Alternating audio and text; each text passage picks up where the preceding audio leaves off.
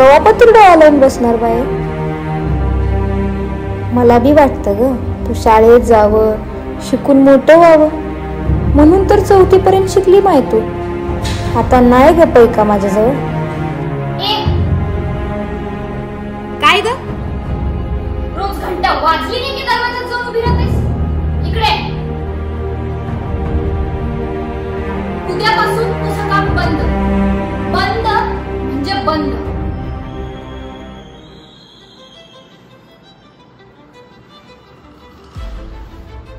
हे घे. हा, अगं बघतेस काय? तुझ्यासाठी. हो.